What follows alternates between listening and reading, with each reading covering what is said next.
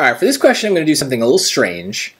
I'm going to reveal at the start that the strategy that's going to appear at the end with the answer is not really going to be a strategy. It's just going to be a bunch of question marks, meaning I don't really have a good strategy for this question. And it's not because we don't have a strategy. I'll show you. We're going to follow a process like we always do. The QLC method works on every question on the reading section. But there is something quirky about this question that I really want to emphasize. So let's look at the process here, and then that will reveal the quirky thing.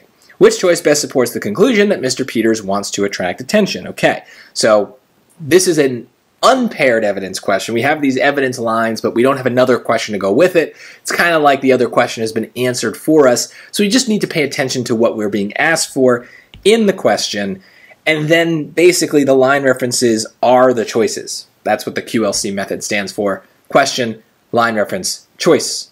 So we're going in order, same order we always go in. So let's take a look, 80 to 81. Apparently he himself was not aware that there had been any change. Well, that just seemed kind of random, not really about anything at all, so I would get rid of that. 81 to 85. He straightened his tie self-consciously, and Irma handed him a menu. He gestured with it so that the two women at the next table would notice the diamond ring on the fourth finger of his right hand. So there are some ideas here that feel maybe like a desire, a want to attract attention, right? So he's self-consciously straightening his tie. He's gesturing with his hand specifically so he can show off the diamond ring. So the diamond ring probably is going to attract attention. So there's some stuff here. Let's look at C, 90 to 91. The young man had never for 1 second deserted Mr. Peters. Well, that's nothing about attracting attention. It's just kind of a random line. D, 91 to 93. He was always there tugging at Mr. Peters' elbow, making him do things that were not becoming in a man of 45. This is the choice that a lot of people pick, and it's why I want to do like a weird strategy thing for this one. Because wanting to attract attention, I mean, tugging at someone's elbow is like a really good way to get their attention, right? So this seems like obviously true. But it's the trap answer. And it's the trap answer specifically because we are in the literature passage, right? This is a story from like a book. It is not always literal. And usually on every literature passage, you're going to get one question kind of like this one. So this is the quirkiness, okay? This is what makes it like kind of strategy free.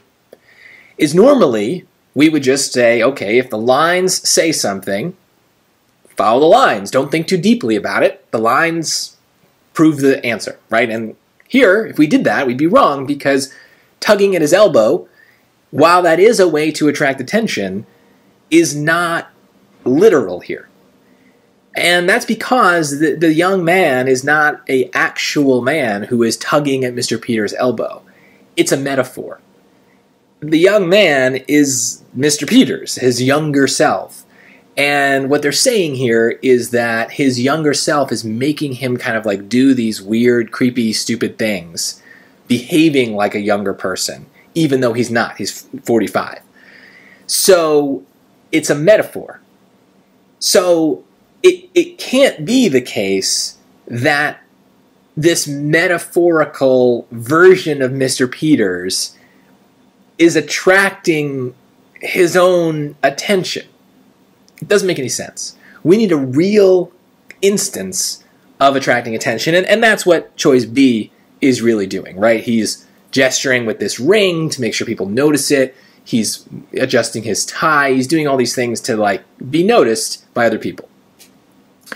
And so just be aware that this quirky question usually exists on every reading passage. Sometimes you won't even notice because you'll be able to figure out the metaphor or whatever. There aren't a lot of those on the test. That's more of like an AP English kind of deal where you talk about metaphors and symbolism and all that stuff. The reason it happens here is that, yeah, sometimes there's a metaphor, but also a lot of times when characters talk, they talk like normal people. And normal people sometimes lie. Sometimes they're sarcastic. Sometimes they joke around, right? So we say things that we don't necessarily mean. And so that's kind of happening here too. And so we just need to be aware that in the literature passage, occasionally, very, very rarely, what you read is not literal, and you need to understand the broader context of what's being said here. And we did need to read this entire paragraph for the previous question, so it's not like we didn't know what was going on. But I think we sometimes forget it because we get into kind of SAT mode and we're just like, oh, if the lines say it, it must be true. Here's a case where it does say it, but in a very special circumstance. So it doesn't happen often. I wouldn't lose any sleep over it. I wouldn't worry about the entire reading section just because this one weird question exists. But it's a reminder that if you're shooting for that perfect score or close to it, this is likely to be there, and you just got to kind of keep it in mind when you're doing the literature passage. And the science passages really shouldn't happen because they're just talking facts, so things are just straightforward. In the history passage, usually it's just someone talking, so again, they're not lying to you. They're usually saying what they believe. So it's really just this first passage where it might come up. Now you know, and if you find it, you'll be more confident in that answer, and because you'll identify the trap. That's all.